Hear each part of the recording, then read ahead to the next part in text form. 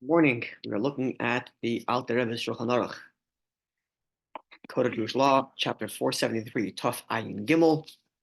We're in the middle of learning the laws of the Karpas and the washing that precedes it, as we shall presently see. So we're looking at halacha number 17. That's what we're holding. 17. Oh, 17. Yud. So just some introductory remarks in order to understand this halacha properly.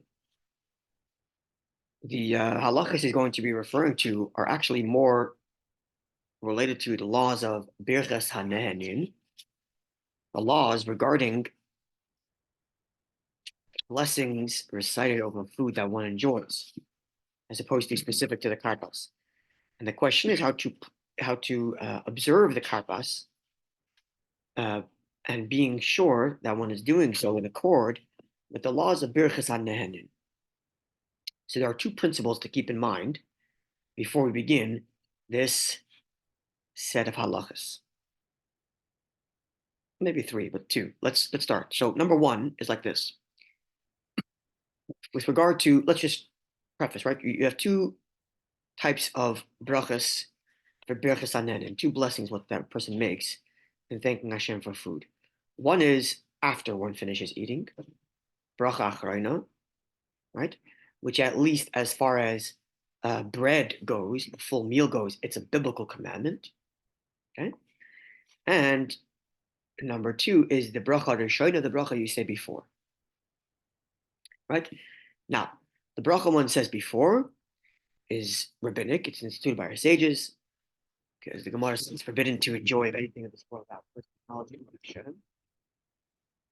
Enjoy anything in this world, you thank Hashem for it before you eat, before you partake, even for smelling something, right? Okay.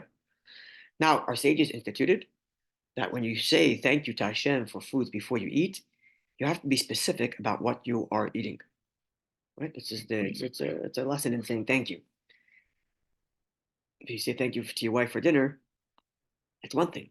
But if you say thank you, that sauce was delicious, now the thank you becomes much more meaningful because you're specific, right? So being specific is very important. Okay.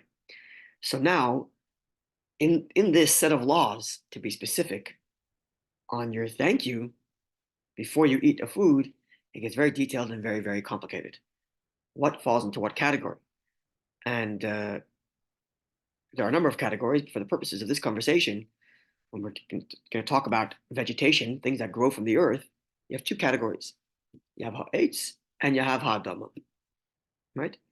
Ha'adama, which means thank you Hashem for that which grows from the earth, is a reference to vegetation that grows directly from the earth, not through a tree, a bush, meaning every year the shrub grows again. So it grows from the earth. Berries, not all berries actually, some berries the tree stays from year to year, but certainly many will grow every year new shrubs.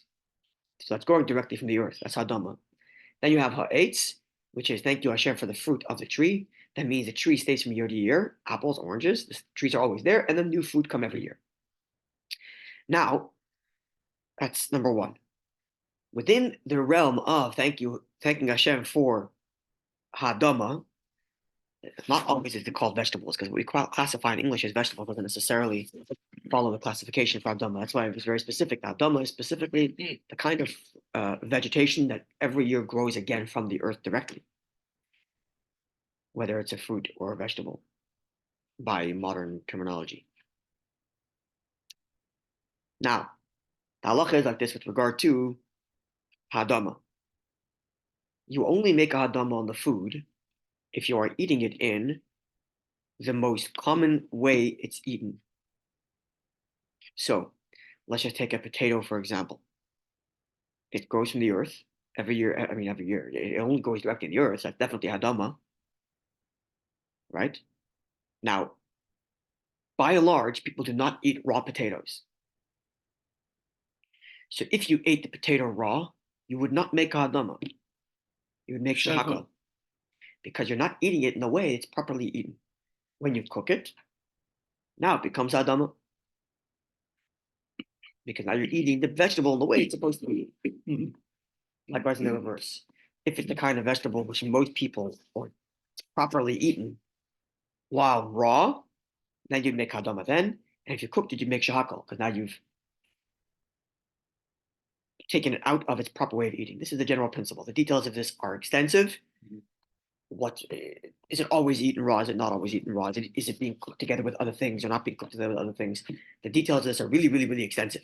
But this is the principle. This means today, if we want to eat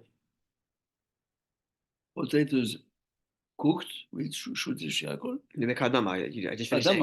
Okay. If you eat it raw, because that's not the proper way to eat it, then you eat shakol. But if you cook it, now it becomes adama because that's the proper way to eat it. Okay, so that is principle number one. In order to understand the solid set of halachas, because we're about to eat a vegetable, karpas, we're about to eat a vegetable, so we have to know what kind. And we'll get to that. Number two, here's principle number two, which is like this. When you have a meal, which halachically speaking is you wash for hamotzi, that's a meal, right? Then everything that you eat in that as part of your meal is covered by the hamotzi. No need to make another bracha. So this is, today it's a little bit more loose, but in the old day, the meal was your bread. And you had a little slice of meat that went along with it, or a little slice of fish that went along with it. Your eggs went along with it. Your vegetables went along with it. Your primary meal was bread. Today you could sit down for a steak and fries and not wash and be full. But that wasn't the way it was. Okay? So once you wash Shabbos, you wash for challah, or any other day during the week, you wash for bread, and everything else is covered because it's considered part of your meal. So you only make hamotzi. Now, there's an exception to this, which is items which are eaten during the course of your meal, but it's not part of your meal. So say, for example, dessert. Grapes. Or you have, let's say, a bowl of fruit on your table, as people do. Right? You have a bowl of fruit just for decoration. So it's not being served as part of your meal. But then when you sit down to eat, whatever, you just pick a grape. You have to make an eight on that grape, even though you washed. Right? Or even though it's on the table during the whole night. That's right. That's correct. Even though it's been there the whole time. Because it's Dvarim Habayim. Whiskey shakol. Depends. But we're gonna leave that alone for now. But the answer is no to that. It depends. We'll leave it alone. Now, shakol is different. The drinks are different. Now, so the same thing we would say for sorbet. If you had the restaurants that give you a palate cleanser between courses, you have to make another bracha on that. But you only need to make the bracha that comes before. The bracha after is covered by your benching at the end because it came during your meal. Okay, so those are the principles to keep in mind. Why is that going to be relevant? Because we're going to discuss maror. Maror is a vegetable, but it's eaten after you started your meal. You started your meal when you eat matzah, when you eat hamotzi. So what is the deal with this maror? Should you make hadam on it or not? Because it's coming during the meal, but is it part of the meal? Or is it more like that grape in which you would eat, you make us hadama? So these are the two principles to keep in mind as you begin halacha yud zayin. So let's begin. Where a vegetable must be hayara mimine yerakis, from the kinds of vegetables shebrachasan, that their bracha is boide pradama, that the bracha on this vegetable will be boide pradama kisha oichlon chayin, when you eat them raw. That's the kind of bracha you want to have. Okay, we're going to look at some of the footnotes in a minute. You want to have a vegetable that's raw, and that the vegetable would be hadama when it's raw, right? Because you could have vegetables that are raw, and you make shakol. Like we said before, if you ate a raw potato, you'd have shakol. So you want to eat the kind of vegetable that will be eaten raw, and it's hadama while it's raw. Why is that? So that way you'll be exempt from making hadama al hamarar on the marar. This marar will be eaten during the meal because it's after you wash for hamotzi, but it's not part of the meal. It's like the grape, which means in theory you should be making hadama on the marar. Why aren't you? Because you made hadama on the karpas. even though the moror came after washing and having hamaitzi, but it's not part of the meal. It's separate to the meal, even though it's in the meal, and therefore you should be making hadama in theory on that moror, but you're not because you made sure to have a vegetable that's properly hadama by karpas, and you have in mind then to cover the moror to cover the moror. Why do you say, if I may ask a question? Why do you say that the Mara is not part of the meal? Okay, so there's going to be a dispute about it. It's going to be an opinion which says that it is part of the meal. Because the matzah, you could say that too, but yet Matzah is the meal. That's hamotzi. matzah is the Because it's the bread. That's your current bread. Your matzah is your bread, right? It's lechem oini. It's poor man's bread, but it's the bread. Dual functionality, part of that remembrance. Well, it's a mitzvah to have a meal. The mitzvah is to have a meal. Mara is a remembrance. Right. So function. you're discussing the nature of the mitzvah. We have to discuss now the nature of the eating. Right. The nature of the eating of this morar is an independent thing. It's not part of your meal. It's not augmenting your bread. It's not like your salad that's like course one, right? There is a case to be made that it is part of your meal, which we will address that opinion later. But for now, we're taking the opinion that the morar is like a grape. Right, so, okay, right. So to avoid this whole question about whether or not you should be making hadama on the morar, have it covered already by making a bona fide hadama on your karpas. Right, because if it's not covered by the meal, you would have to make a bracha. Hadama? Hadama, but you're saying it's covered by the karpas. Correct. That's perfectly fine. If I have a grape before I washed, from the grapes that were sitting on the table, right? And then I washed and had challah, and I had another grape, I'm not going to make another bracha on that grape because I made a bracha on the grape before, knowing I was going to have grapes throughout the meal. No, I was just thinking. Right? Off topic. Sorry. Yeah, no worries. That, are you really enjoying that karpa? Is it for enjoyment? It doesn't matter because it doesn't matter. At the end you get satiated. You taste it and you taste the flavor and you're satiated. Okay. Unless you thought it was so horrible. I just wanted to raise. Yeah. Okay, so now let's continue. So, but what's the problem? Why not make kadama there? Right? Because it's covered in the karpas. Right, but why? Well, we're telling you to set yourself up in a way that you don't make hadama then, right? Well, let's just say because you want to avoid the question, because there is an opinion that would say it is part of the meal, and that bracha might be a wasted bracha. If the morah is part of the meal, making hadama then would be a wasted bracha. Yes. So to avoid the issue, make hadama before on the karpas. On the other hand, you want to make sure that you're not making an after bracha after your hadama of karpas. Because if you did, then you would have to make another bracha hadama by the morah. Yeah, and how does that work then? Oh, it seems like a dangling bracha. Which is why you would eat less than a kazayas. Oh. Right, that's one of the reasons. Okay, so let's continue now. So now again, you're making hadama on the karpas in order to cover the hadama that you might have been required to make on the morah. That you might have been required to make on the hadama. Sorry, you're making hadama on the karpas to cover the hadama that you may have been required to make on the morah. Yes? Okay. Warning. Even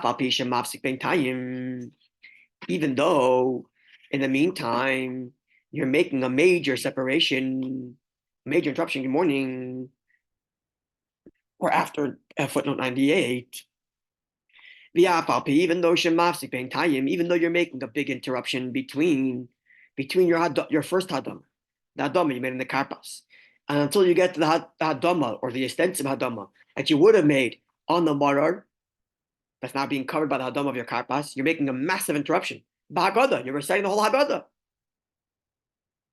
Right? Ein bakach klum, no problem. For reasons that will be explained in the next chapter, chapter 474. Where there he explains that in the context actually of the first two cups of wine, which we're going to leave alone for now, because that's another subject which I think we touched upon once about whether they make another bracha agafen. But at least in theory, the point is that the Haggadah doesn't constitute an interruption because it's something you know you're doing and it's focused. Interruption would be if you wandered off to somewhere else and just had a chat with someone else. Then that would be interruption, in which like your mind was taken off of your eating, you redirected to something else, now you're coming back to eating. Now you have to make a new bracha. But if you're here, you're sitting at the table, especially considering the fact that the maror is sitting right in front of you. While you're dipping the karpas and making the bracha on the karpas, the maror is right there. And you're reciting the Haggadah, which is all related to the maror that you're sitting right there. So it's not considered a separation. And therefore, the hadama of your karpas will cover your hadama that you would have been required to make or might have been required to make on your maror. But they say sometimes it's not considered an interruption if what you're saying is related to what you're doing, to the action. Correct. Which is why in theory, after you wash, you're allowed to say, pass the salt. Right. And you could even make the case that pass the salt is less of an interruption than nu'a, For sure. which no one understands. You're allowed to say amen to other people. Like your dimes. Yeah, I believe so. Yeah. Okay. Okay, therefore, lo yivarech bar nefashis rabes achar yorag zeh. Do not make an after bracha, which is the bar nefashis rabes, after your vegetable that you ate by karpas. Afilu achal men kazayis, even though you ate more than a kazayis. You weren't supposed to eat more than a kazayis. And why aren't you eating more than a kazayis by the karpas? Everything is under question. So you're not forced to make an after bracha. Oh, everything's under question because we posited just now that the recitation of Haggadah is not considered an interruption, right? And therefore, the hadama of karpas covers the hadama of maror, or covers the eating of maror. But you could easily make the case that it is an interruption because you get into conversation, you're singing songs, you're chatting with your kids about what they learned in school. You could very easily make the case that it is an interruption. If that's the case, you'd be required to make a after bracha after your karpas, because you're done now. You're going to be tangenting off on Haggadah and make a new bracha there. We don't do that when we have. Yeah. We don't leave the room. Okay, so that's true. Okay, so that's the counter argument, right? You can go both ways in the argument. Is the point? You're in the same room. Correct. You can make the argument both directions. And what you're talking about when we're chatting in the middle of the meal, that's while the plate's in front of me, while I'm eating, in between bites, in between cons. Here, I'm not taking snack in between my Haggadah. It's a good 45 minutes, an hour, where I'm just chatting about the Haggadah. Right? And maybe even in between, I went to the bathroom because I was sitting there for so long. Right?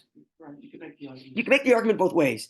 And therefore, if the argument would stick that the Haggadah is an interruption, then you'd be required to make an after bracha after your karpas. Unless you eat less than a kazayas. Which is why, to avoid all the issues, we eat less than a kazayas by karpas. And that way, even if Haggadah is interruption, I'm still not required to make an after bracha. And I intentionally, while I'm eating my karpas, have in mind my maror, and that when I get to the maror, no new bracha there, so I don't run into the question of, does maror require hadama? Right? Now that I'm telling us something else. Even if you did end up eating a kazayas, still don't make the after bracha. Because at the end of the day, the fact that we accept that the Haggadah is not an interruption, at least according to this opinion, as we'll see soon, it's a different opinion, but this is according to this opinion, the fact that we accept that the Haggadah is not an interruption, that's a bona fide thing, it's not an interruption. But the question of whether you should be making hadama on the maror, that's a very serious question. And therefore, even if you did eat a kazayas by the karpas, do not make an after bracha. And let that bracha hadama of your karpas cover your maror. Right? And then all this kadei, so that and in this way you will not be required to make a bracha hadama on the maror. You have to have in mind that Okay. you're eating maror when you're making the bracha on the karpas. Correct. You should have it in mind. We had a whole discussion. You should have it in mind. And when you have it specifically in mind, that actually overrides a lot of interruption. Right? We learned this about this. We learned this way back when. That when you have in mind by the bracha, sorry, I'm just going to finish the thought. That a lot, when you have, if you don't have in mind, then it depends by your activity. Right? If you're still in the meal, it's covered. Not, you walked away, it changes. Right? But when you have in mind, it can override a lot of the normal interruptions. So because you intentionally had in mind during the karpas for the maror, even if to some degree the Haggadah is an interruption, it's overridden by the fact that you had specifically had in mind to make it extend. So you have to have a specific intention. Don't eat a kazayas, because, and that way you don't run into the issue. Maybe I should be making a bracha acharena, and then it can extend to your motor. But even if you did eat a kazayas, because you had in mind to cover your motor, don't make a bracha acharena after the karpas, so that way you don't make a dama when you get to the motor. Yeah, okay. Now make it. Go ahead. It's okay. It's clear. It cleared up, or you want to ask something? Okay, good. I'll ask after. No, it was. Well, no, because we had a whole long discussion about intent when it came to the mitzvah of Mara. The mitzvah of Mara. That's a mitzvah motor. So, and I don't recall what the conclusion was. Was it that You require intent and not did intent. it require intent? Well, that doesn't matter in this Is that regard. a different intent. It's a different completely. That's a Completely question different of intent. whether So you even feel though like. let's say they perhaps contradict, like you don't. That's say- correct, because there are two things Okay. happening at once while I'm eating karpas, motor, matzah, and everything. One is I'm doing mitzvahs, and one is I'm eating food. Okay, good. And here we're discussing the fact that I'm eating food. Food. And how to make sure that my brachas on my food is covered correctly. The brachas on mitzvahs is a different Irrespective of story. Whether you have intent. Correct. to Which means include even if it in that's Mara. right. Even if I didn't know Mara was a mitzvah, I would still be having this whole discussion. Right? Because it's a question of, am I covering my requirement to make a bracha before I eat? Irrespective of the fact that it happens to be a mitzvah. Yes, correct. So they're stacked on each other. The only place where they interconnect is the wine. We spoke about this anyway. Okay, but the mitzvah is to enjoy the wine. Remember? Yeah. Okay. Okay, let's continue. After the maror, gamken as well. Ein sarach lavarach b'erev Hashis Rabbos. After maror, do not make a bracha acharena. Why not? No. Because it's party. Because you could say it's no. We say it's not part of the meal. But we said this is covered by what? by benching. By benching. That's right. Even though maybe it requires a before bracha, because again, remember that grape you ate or the dessert. Yeah, right. That's You made mezenis in the dessert, but you don't make an alamikli on the dessert. So the same thing would be amara. The key even shamara. And if the beberches. Now here we go. Afilo. Now this is the interesting part. Afilo achal mayara kazayis. Even though you're eating now from the maror much more than a kazayis, because you're required to eat more than a kazayis, right? Still no burn nefashis. Still no after bracha after the maror. The key even shamara. And if the beberches peradama shal yiraka is because first of all your maror was covered by the adama of your.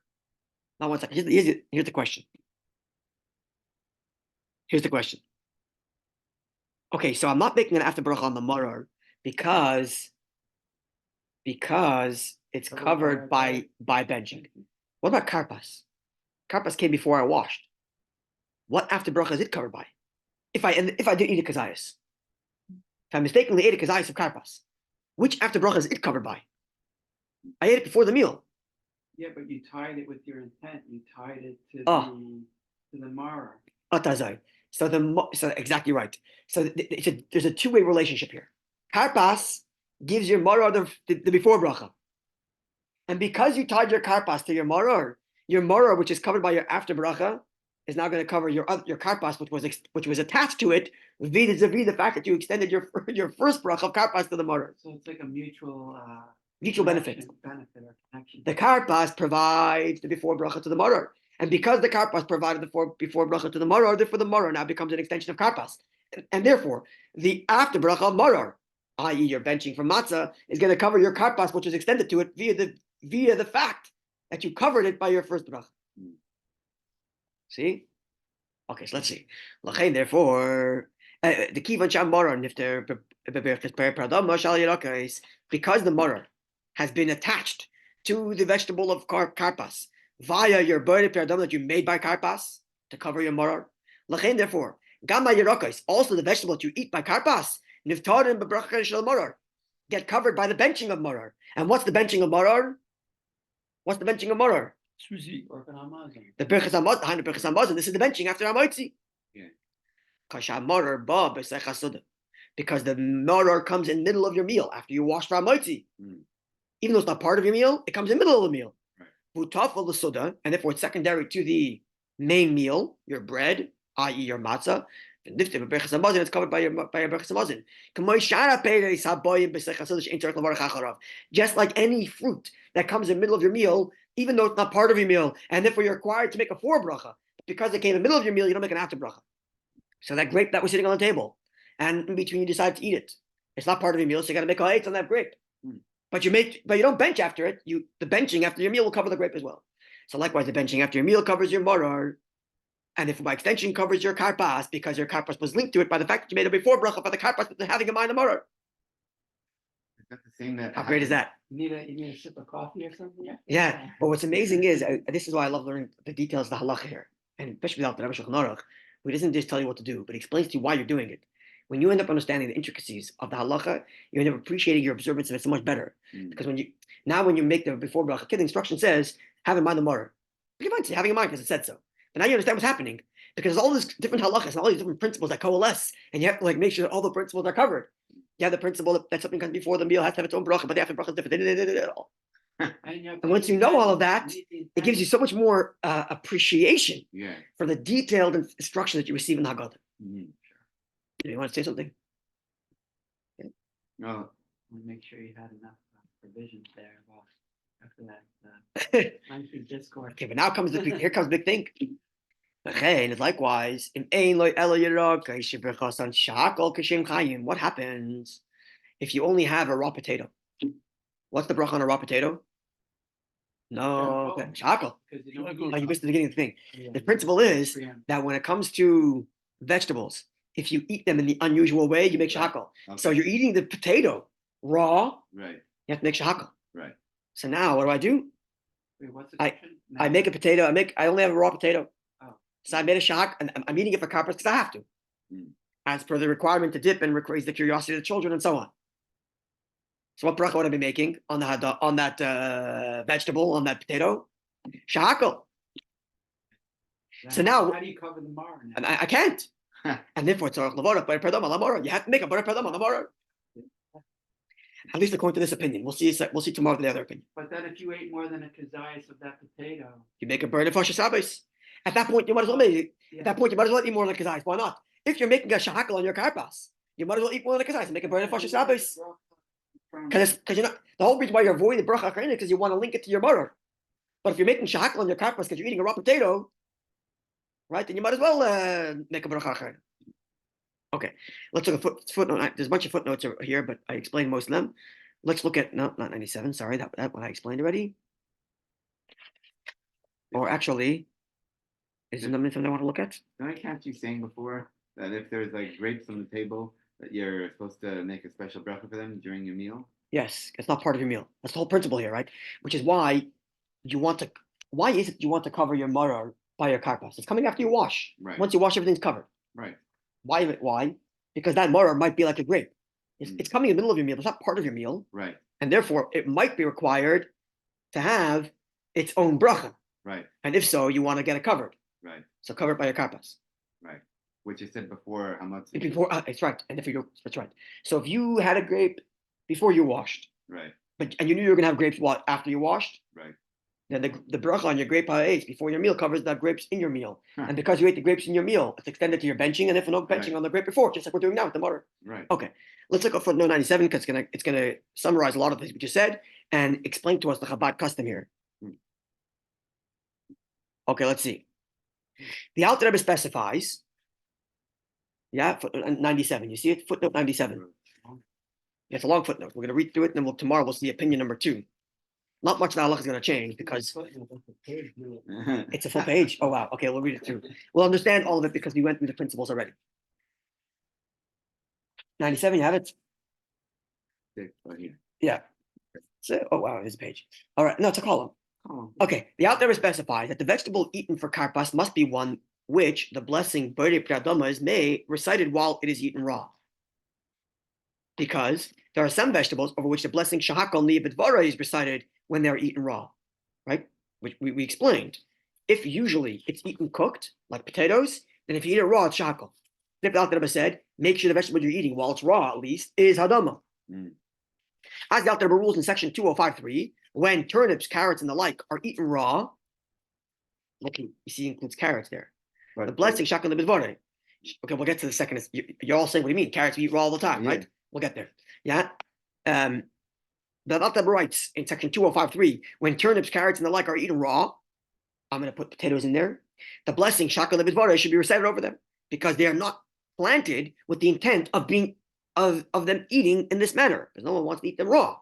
So because they're planted with, so this is an interesting fact which is mentioned, a big part of it is the intentionality of what you had in mind when you planted, which goes based on which goes basically on the majority use. So no one planted these things to be eaten raw, and therefore to eat them raw, it's shakal. Okay. In his Igros Kodesh, volume 17, letter number 2053, the Rebbe refers to Seder Berch Sanen in chapter 6, law 11. Seder Berch Sanen is another book written by the Alter Rebbe specifically about the laws of making brachas before you eat and after you eat. It's available in English, and I recommend reading it. It's up there, the black book. Oh, wow. Goes to the details of the laws of Where is it? Sorry. the black book up there on top of the Shulchan Aruch there. Oh, nice. It's available in English, translated by Rabbi Cowan in Australia, and it's read it. It's a lot of details, but read it. This one, Igros Kodesh? No. Seder Birch Sanenin. Because of nanny. Seder Birch Sanenin. Oh, okay. It's the Alter. It's a separate book where the Alter Rebbe addresses just the laws of brachas over food. Okay, so the Rebbe refers to that book Birch Sanenin, chapter 6, law 11, which emphasizes that the decision regarding the blessing to be recited over these vegetables or any vegetable is not a hard and fast rule, but rather depends on the practice of people at large. For example, at present, it is common practice to eat raw carrots. Hence, the blessing B'er Pradama should be recited over them. Wow. But Amal, what wasn't? Amal people didn't eat carrots. Today, all of our food is genetically modified. Okay. So carrots used to be purple and tiny. Right. Today they're luscious and orange. Right. So you eat them raw. But in the old day, it was very sour to eat carrots raw. So you cooked it. And therefore to eat it raw would be shakal. Today, it would be hadama when you eat it raw. But again, potato still has this rule. Because nobody eats potatoes raw. Right. If you did, you make a shakal. Right. Okay.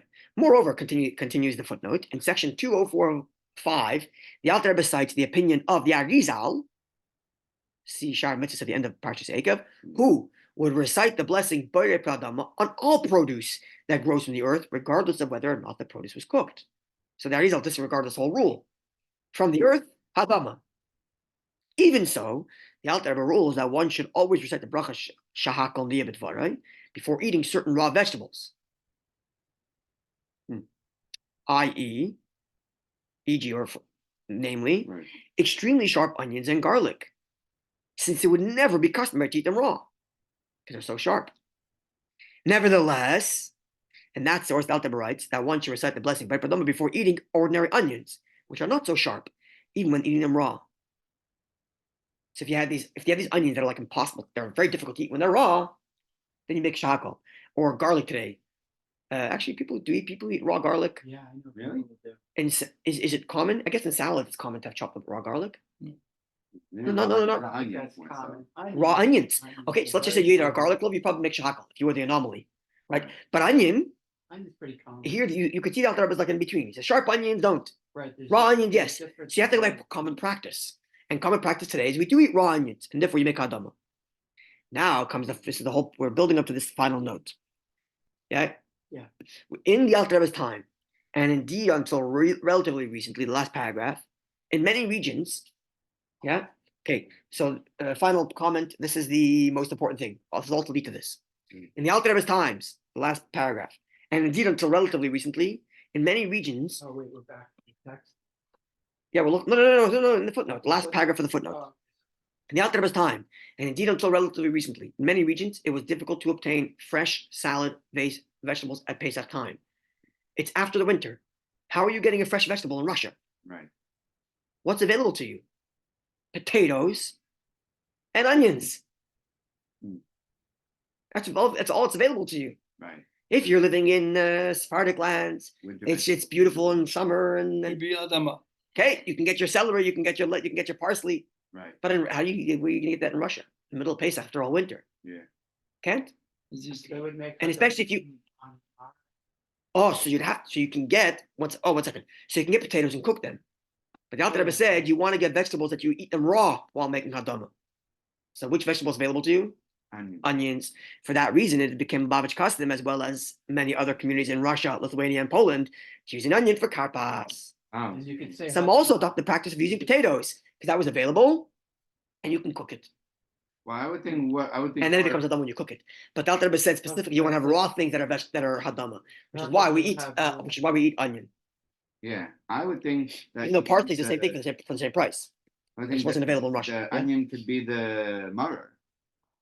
Okay, when we get to the Gemara about Maror, That's the, more our short, sages, but not okay, bitter. our sages ordained specific 5 species that can be used as Maror, and when we get there, we'll discuss them because what they are, how to identify them, and so on and so forth. Because people ask me, like, Roman lettuce, I like it, it's not bitter. I know. And our sages determine certain things that qualify as Maror, and Roman lettuce is one of them. So Right. that's what we eat. Okay. We'll get to them when we get there. But for Paris. yeah, we'll get there. If I go. Okay, so tomorrow we'll see the other opinion. It's not going to change the halachic practice because the halachic practice still remains, and especially since as I built it, I explained to you we covered all the opinions also anyway. We did this whole thing to avoid all opinion, but still we'll see the other opinion. It's a wonderful day. If you take a glass of Tonight, water, 7:30, minute after minute, we're doing Torah files. Yeah, when you drink water, you should say, oh, Shakon never. of course.